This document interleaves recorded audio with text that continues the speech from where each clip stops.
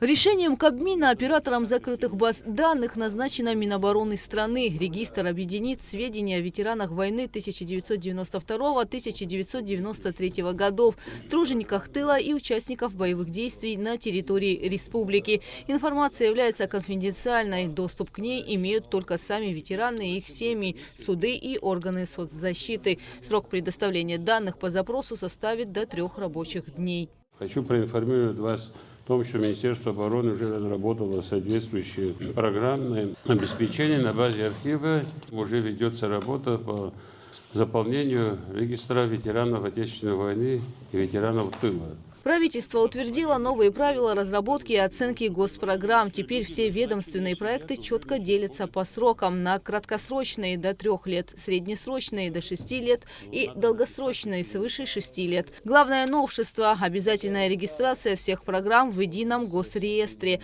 Это обеспечит прозрачность и позволит государству эффективнее контролировать использование бюджетных средств. Речь идет о том, что при расходовании средств республиканского бюджета и средств из иных источников центральные органы государственного управления должны обосновывать целесообразность расходования средств на те или иные цели и впоследствии подтверждать и эффективность расходования этих средств и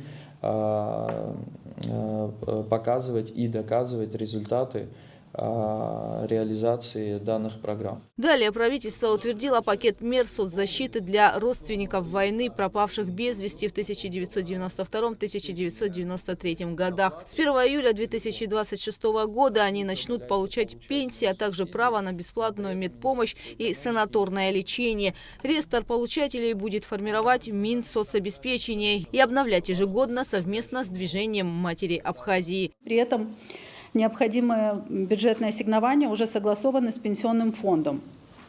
В сфере здравоохранения Министерству здравоохранения предписывается обеспечить приоритетное включение данной категории граждан в целевые программы медицинской помощи, в том числе и за пределами Республики Абхазия. С 2027 года устанавливается регламент ежегодного санитарно-курортного лечения при полном покрытии расходов за счет средств Фонда социального страхования. Кабмин учредил Республиканский кризисный центр под эгидой Минсоцобеспечения. Новое учреждение будет оказывать экстренную психологическую, юридическую и социальную помощь. Главная задача центра – обеспечить безопасное проживание детям, попавшим в трудные жизненные условия или оставшимся без попечения родителей.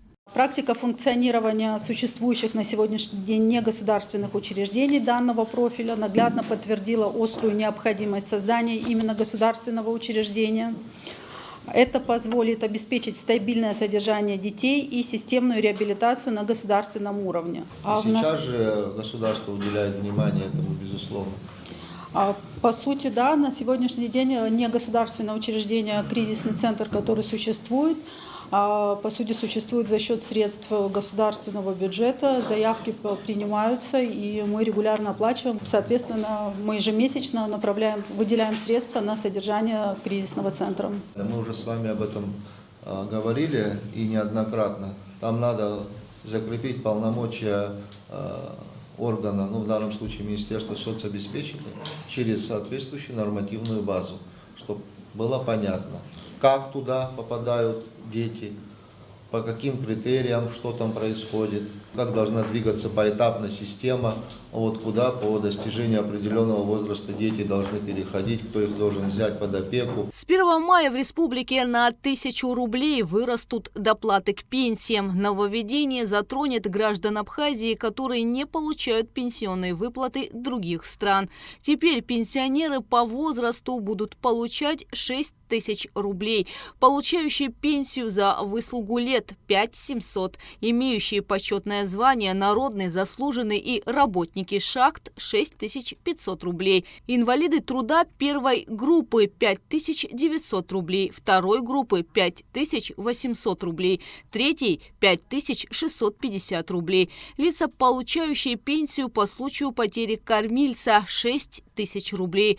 Круглые сироты – 9 тысяч рублей. Социальные пенсии по возрасту и по инвалидности составят 5100 рублей. Инвалиды с детства в возрасте до 16 лет будут получать 7 тысяч рублей. После 16 лет инвалиды детства первой группы – 7 тысяч рублей. Инвалиды детства второй группы – 6500. Сам размер доплат сегодня принимаемый составляет плюс 1000 рублей и достигнет 5500. Ну, чтобы так не было понятно, что доплата повышается на 5500. Доплата повышается на 1000 рублей и составляет 5500 рублей. Ну, в данном случае пенсионеры по возрасту и за выслугу лет. Расходы на обеспечение вот этой доплаты целиком коснутся у нас более 16 тысяч граждан Республики Абхазия, а финансово это обойдется в порядка 200 миллионов рублей. Такая возможность появилась в бюджете пенсионного фонда благодаря накоплениям бюджета фонда, и было сделано предложение о том, что не оставлять эти средства на счетах и мгновенно их использовать на меры поддержки в целях пенсионного обеспечения наших граждан. Ежегодно мы с вами повышаем эти выплаты, и в этом году я хочу сказать, привести такие цифры, пример. На доплату было запланировано 857 миллионов, и плюс то, что мы с мая месяца начинаем выплаты, это дополнительная еще потребность около 137 миллионов рублей. В общем, получается 994 миллиона рублей именно только на доплату. Вот такие серьезные цифры. Мы еще недавно вам предоставляли вопросы по военным категориям, семьям погибшим.